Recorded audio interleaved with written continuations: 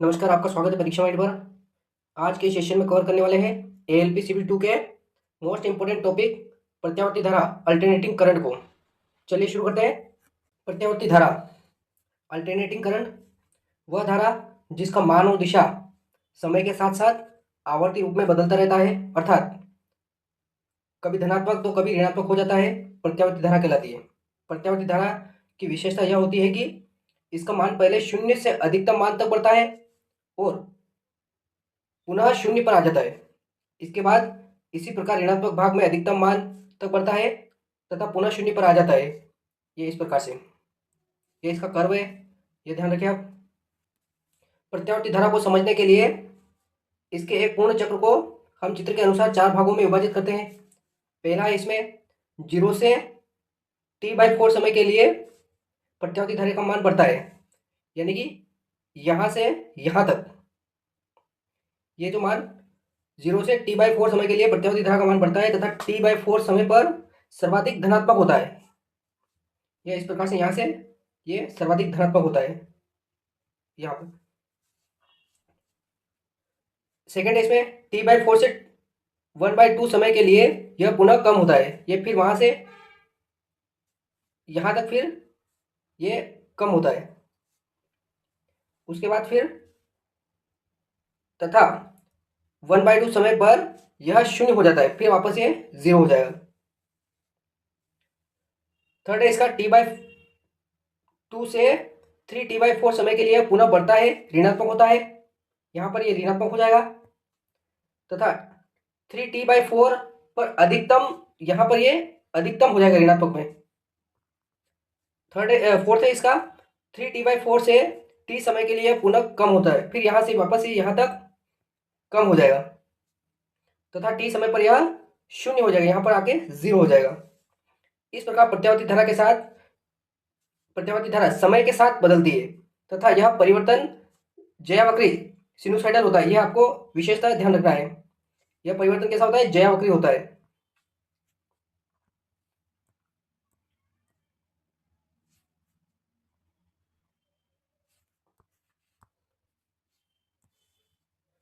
इसका साइकिल कैसा होता है? प्रत्यावर्ती अल्टरनेटिंग धारा की दिशा और मान के एक पूर्ण ज्यावक्रीय सिनुसाइडल परिवर्तन को क्या कहते हैं? चक्र कहते हैं। प्रत्यावर्ती धारा की दिशा और मान के एक पूर्ण ज्यावक्रीय परिवर्तन को चक्र कहते हैं। ऊपरी अर्ध भाग को धनात्मक चक्र कहते हैं। ये यहाँ से यहाँ तक का जो भाग होता है ये पॉजिटिव साइकिल होता है तथा नीचे वाले अर्ध भाग को ऋणात्मक चक्र। चित्र में एक पूर्ण चक्र को 0 से 1 आवर्तकाल के मध्य दर्शाया गया है। यह इस प्रकार से होता है। इधर ये पूरा नेगेटिव होता है, ये नेगेटिव साइकिल है और यह पॉजिटिव साइकिल है। ये इस तरह से आप ध्यान रखें।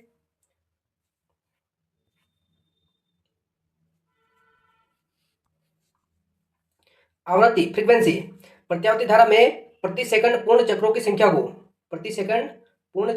को आवृत्ति कहते हैं। इसे f द्वारा दर्शाया जाता है तथा इसका मापन आवृत्ति मापी द्वारा किया जाता है।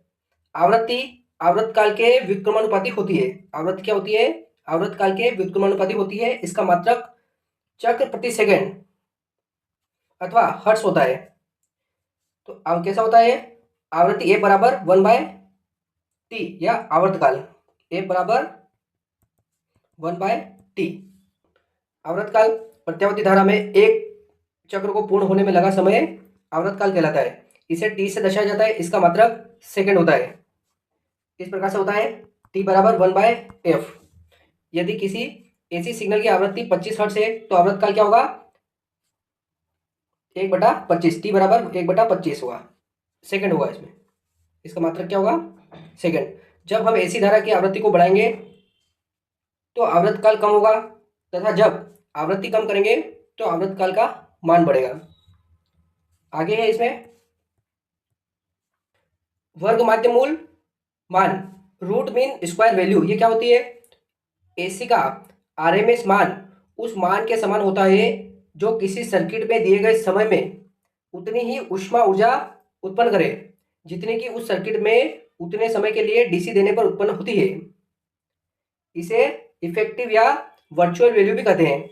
एसी का आरएमएस मान ज्ञात करने के लिए एक चक्र में समय के कई बिंदुओं पर इसके क्षणिक मान लिए जाते हैं। इसके बाद इन मानों का वर्ग करके जोड़ते हैं और औसत मान निकालते हैं।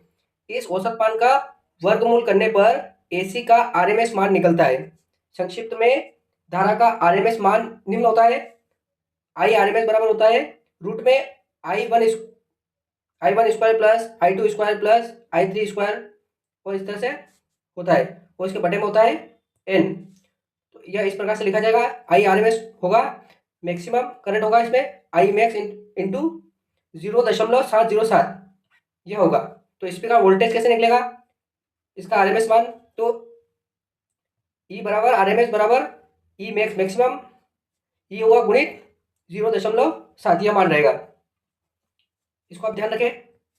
यह हमेशा ध्यान रखना चाहिए कि डिफ्लेक्टिंग इंस्ट्रूमेंट का स्केल प्रत्यावर्ती वोल्टता या ईएमएफ के अधिकतम मान को नहीं मापता है, बल्कि यह आरएमएस मानों को मापता है।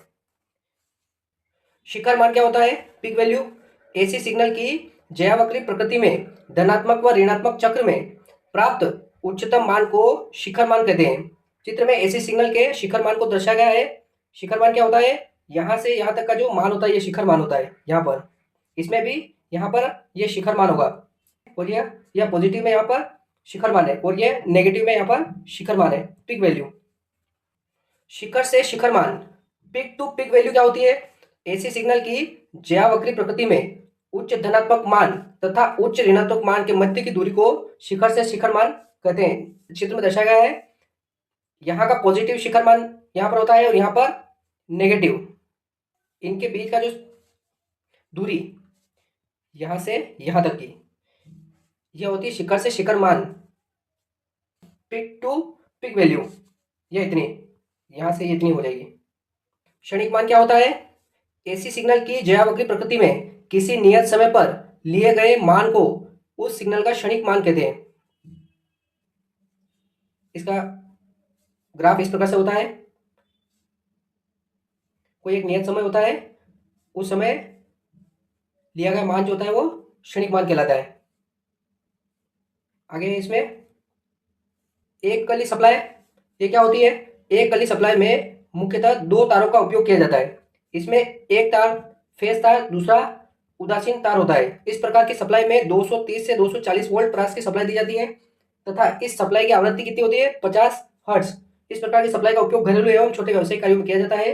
अमेरिका में एक कली सप्लाई की आवृत्ति 60 हर्ट्ज होती है, 230 और 50 हर्ट्ज। यह एक कली सप्लाई, सिंगल फेज सप्लाई इस प्रकार से होती है।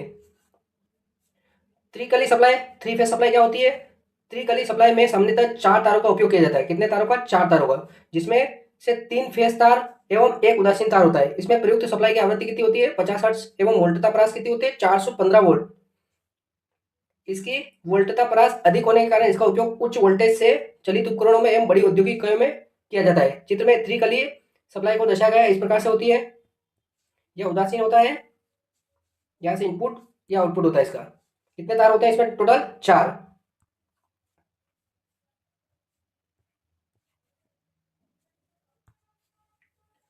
एसी की विशेषता क्या होती है, यह इसका इस तरह से ग्राफ होता है। दूसरी विशेषता इसकी, एसी की दिशा प्रत्येक चक्र में एक निश्चित समय क्रम में निरंतर परिवर्तित होती रहती है। तीसरा है इसका, एसी सप्लाई की आवृत्ति का भारत में मानक मान जो होता है वो 50 हर्ट्ज होता है।